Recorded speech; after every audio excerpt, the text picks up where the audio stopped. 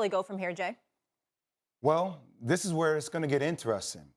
Some could say, well, Philly is put in the corner. They should make a trade.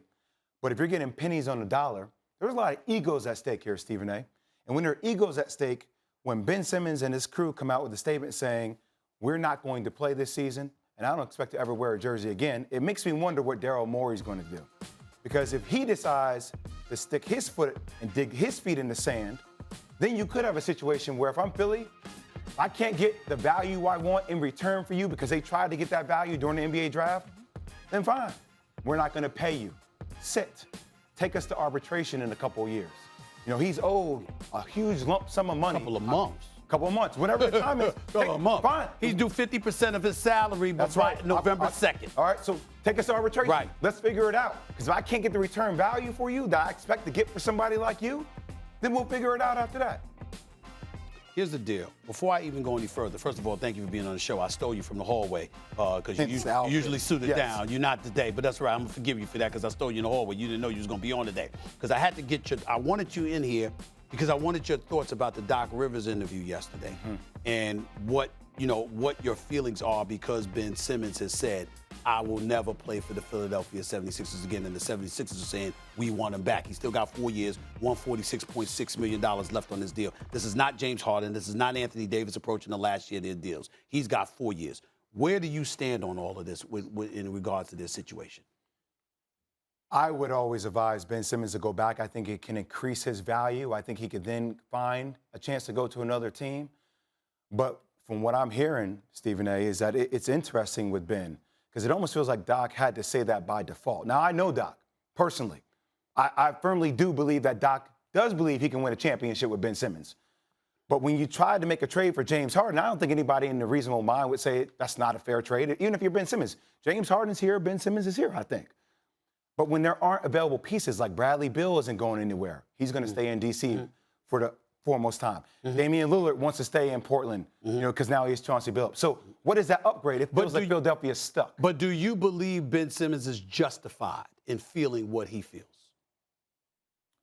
I don't know how exactly Ben Simmons feels.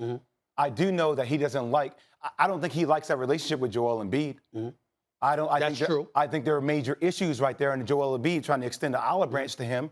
At the end, I think it was just something that he's just like, whatever, I don't really care. I'm over that. I don't think he knows that he will not get the kind of fan love and attention that he wants in Philadelphia. I think he's fed up. I think he's done. Let me tell you what I feel. And I got some stuff that I want to say here. Number one, I think that Ben Simmons is wrong. I don't think that Philadelphia's hands are clean in this either, though. The way he's handling it, or he's just wrong in general? I think he's wrong, period. Joel Embiid was there with you for years before you signed your contract extension, so you knew what you were signing on for. Don't sit up there and a year later, after you wet the bed in the postseason because you scared to shoot, all of a sudden the finger is being pointed at everybody else. Now, he may say, I love the city of Philadelphia. I love the fans. Well, guess what? Part of the reason you don't want to go back is because the vitriol that you're feeling on the part of the fan base is something you don't appear strong enough to handle. That's a heart issue to me. That's a heart issue because as a person that reported in Philadelphia for 17 years, I will come to the defense of that city all day, every day in this one regard. They will give you love if you earn it, and they will hold you accountable if you don't.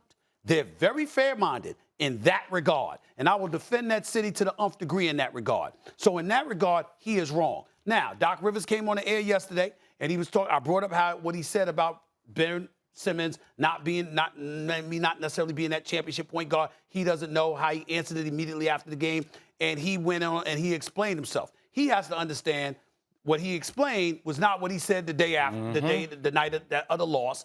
And everybody knows it's not consistent with what he said, regardless of what his explanation is, even though I totally believe that he wants Ben Simmons to stay. Having said all of that, you did try to trade, and this is where Ben Simmons, we got to come to his defense. They tried to trade him to Houston last year. They were on the verge, Molly. Yeah. They had James Harden. That's when Brooklyn stepped in at the 11th hour and 59th minute and offered the house to get James Harden to Brooklyn because Daryl Morey was about to get him to Philadelphia. Ben Simmons knew he was going. He even received a call, them saying, yo, you about to go to Houston. And Ben Simmons had no problem with it whatsoever. He had no problem leaving to go to Houston. So when Rich Paul or anybody in Ben Simmons' camp says he wants to go anywhere but Philly, it's consistent with what I'm hearing because numerous teams have shown an interest and he has said no to anyone. Yeah. So we got to pay attention to that as well. Now what they're going to do is this. You can find him because I challenge him on that. You ain't showing up, I wouldn't give him a dime. Then I would sit here and I'd keep my eyes on Portland. Not just because of C.J. McCollum, Robert Covington, a couple of first-round picks, because that's what they were willing to offer, even though Neil O'Shea don't want to say that. That's what they were willing to offer Philly. But here's what I would keep my eyes on. Damian Lillard is chilling right now. He wants to give Chauncey Billups an opportunity and an organization to see what direction we're going in. By around December, late December, early January, we'll know. And at that particular moment in time, if things ain't right in Portland, even though Damian Lillard would prefer to be in New York with the Knicks because he want to be at the Garden, not Barclays Center, in the end, would he sign off on going to Philly? I think there's a chance. I'm not saying he will, but I think there's a chance he will. I really do. That's why I don't pay. That's why if you're Daryl Morey, you're in a position of power. Just wait. Wait, everybody says you don't have the leverage because you're going to get pennies on the dollar for it.